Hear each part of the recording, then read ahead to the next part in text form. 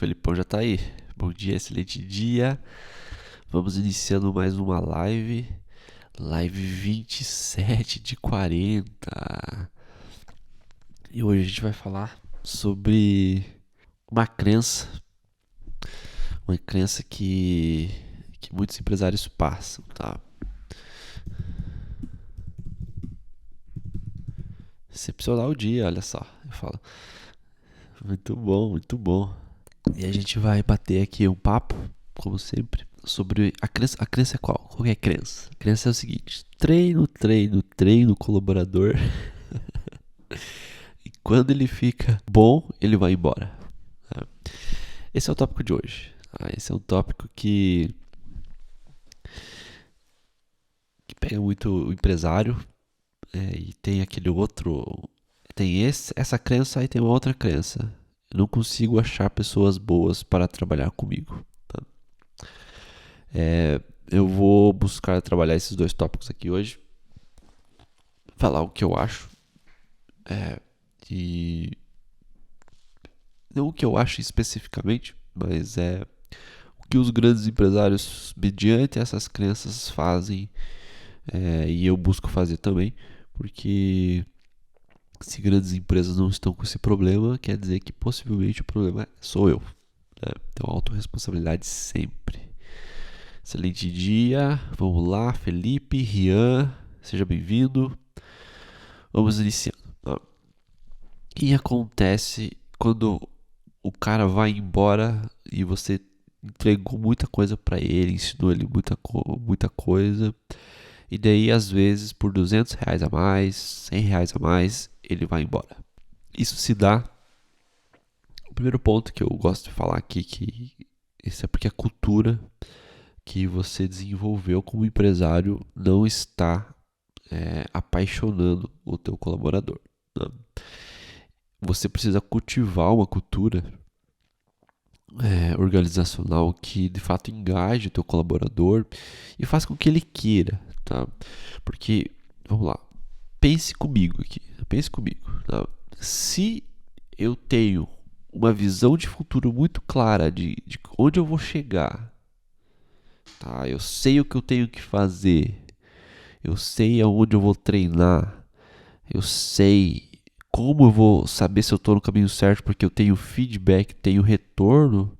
Eu vou trocar o futuro que só depende de mim e o plano está traçado por uma aposta de R$ 200 a mais, R$ 400 a mais. Se coloca nessa pergunta. É claro que não.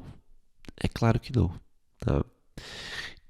Mas a maioria das empresas, eles não têm um plano de carreira, de cargos e salários, não tem PDI, que é Plano de Desenvolvimento Individual, e a cultura que está instalada naquela empresa é uma cultura tóxica, né, que a gente fala, uma cultura que em vez de aplaudir quem faz, o cara que está fazendo até ele sofre até bullying pelos outros colaboradores. Né? Então, eu gosto de dar dois exemplos de como entender se a minha cultura está dando certo.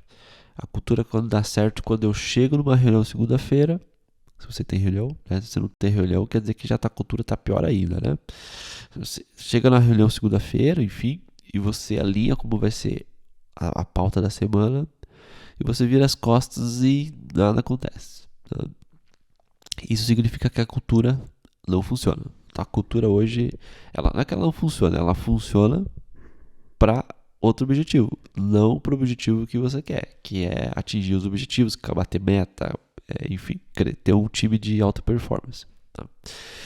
Então, se você tem planos de carreiras bem específicos, tá? Se você tem oportunidades, meu negócio é pequeno, cara, estude, velho. Estude, não necessariamente tem cargos que você vai elevar o nível, mas você pode de horizontal, vertical, você pode elevar horizontal. Você tem que evoluir, o cara tem que ter. Tem uma frase que eu gosto, e do ponto de vista de cultura, você tem que usar ela com parcimônia, que é o seguinte: não existe elogio mais sincero do que dinheiro. Não existe. Então, você tem que dividir para multiplicar, tem que ter um plano de carreira, tem que ter distribuição de lucro, tem que ter vários planos ali para você ter retenção desse talento. Isso vai ser um pontinho, tá? Outra coisa, você tem que plugar na tua cultura algo a mais, né?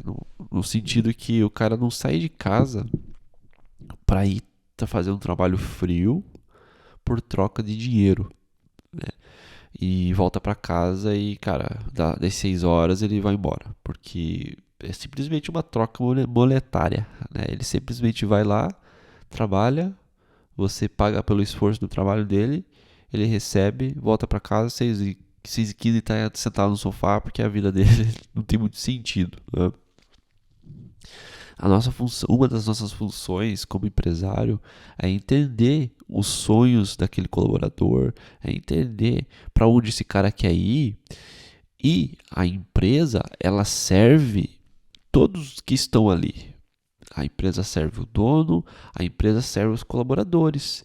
Então, se a empresa dá certo, se a empresa prospera, quem tem que prosperar também é todo mundo. Então, você tem que ter um plano de variável, tá? Para, de fato, dividir esse bolo. E daí isso está atrelado a um propósito, algo maior, que de fato o cara não simplesmente está vindo ali para fazer uma troca monetária, mas também está aprendendo, está evoluindo, está construindo o futuro que está casado com o plano de futuro dele. Tá?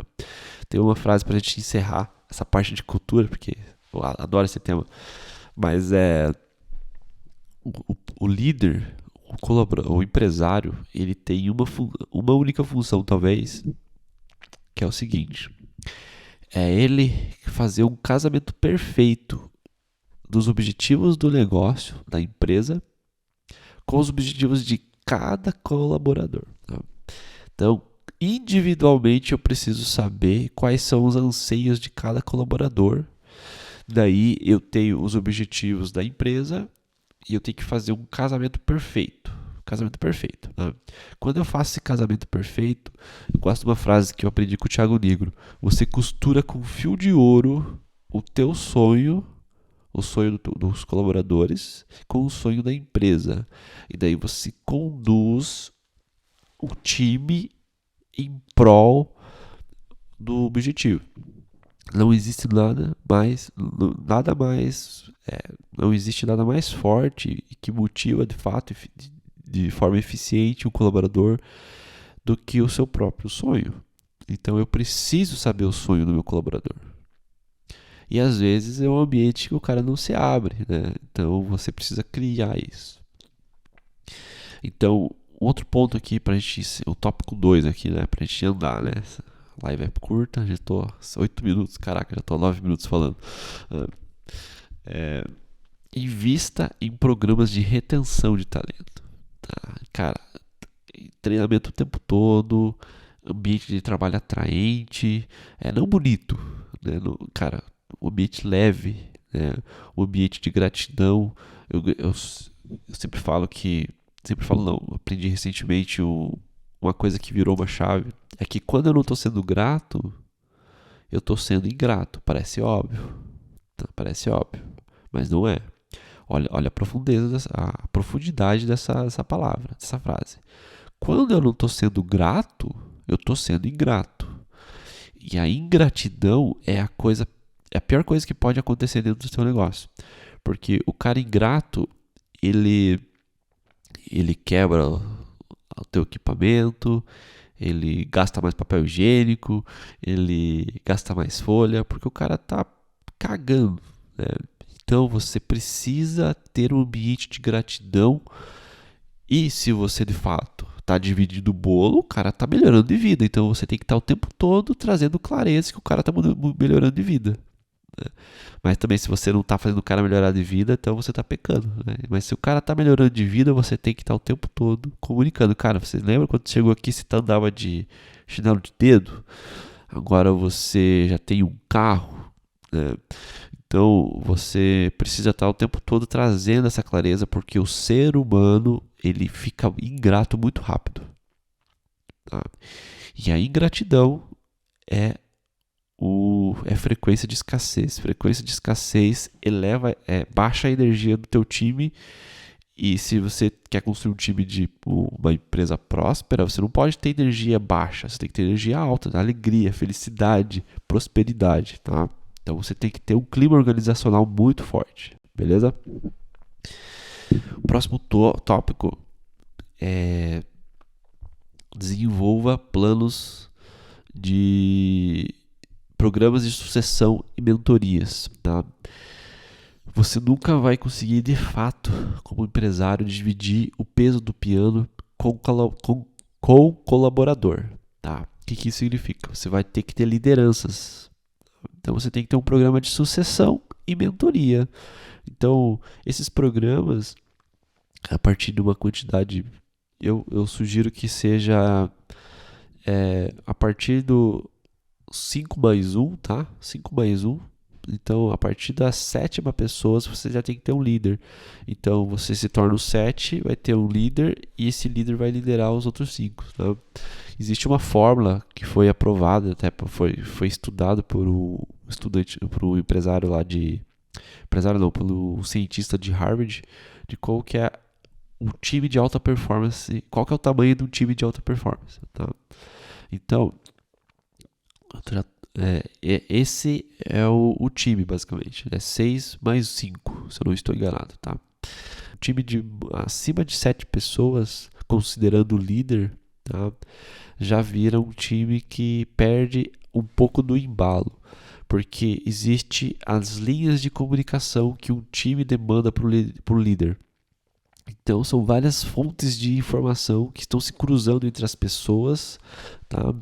Que mais do que isso, o líder não consegue dar conta das demandas que os liderados geram, e daí vai perdendo produtividade, vai perdendo eficiência, porque eu não consigo resolver tudo que eu tinha para resolver hoje, fica para amanhã. E daí, se eu não consigo resolver tudo amanhã, vai ficando para outro dia. Então vai diminuindo a eficiência. Coisas que eu poderia resolver no mesmo dia, vai ficando para outro dia. Então isso vai alongando a eficiência e diminuindo aí a produtividade, logicamente. Tá? Então, encerrando aqui, né? Eu preciso ter programas de liderança, criação. Eu gosto do termo escola de liderança. Tá? Outro ponto que é importante, tá? A escola não ensinou, tá? Os pais não ensinaram, a escola não ensinou, o cara foi para a faculdade, ainda não aprendeu nada, ele cai no teu negócio, tá? Então, eu sempre falo que todo negócio é um negócio de educação. A gente, como empresário, tem que ter uma escola de formação dentro do nosso negócio. Porque a gente tem que formar os nossos colaboradores por vários motivos, mas principalmente porque, cara, ele precisa mudar de vida. Você precisa trazer todo mundo junto com você para mudar de vida. Isso é papel da empresa. Eu digo que é um papel social, mas é um papel financeiro, no caso, né, econômico, papel da empresa, mas também um papel social. O cara chega, ele tem que sentir evolução. E também, se o cara vem por evolução e você para de dar essa evolução, ele vai embora também, tá? Então você tem que ter essa ideia que o tempo todo você vai ter que estar evoluindo o teu time, o tempo todo. E se o time está evoluindo, a empresa está evoluindo. Se a empresa está evoluindo, a empresa está faltando mais. Se a empresa está faltando mais, você está dividindo o lucro. Tá? Se está dividindo o lucro, você aumenta o engajamento. Porque não é simplesmente as pessoas trabalhando para você. É as empresas, os colaboradores trabalhando com você. Enquanto eles tiverem a percepção que eles estão trabalhando para você, você nunca vai conseguir ter o real engajamento. As pessoas têm que se sentir trabalhando com você. Com você. A gente está trabalhando junto. Tá? E eu sou o líder dessa galera, mas eu levo todo mundo ao mesmo tempo, porque o líder tem esse papel.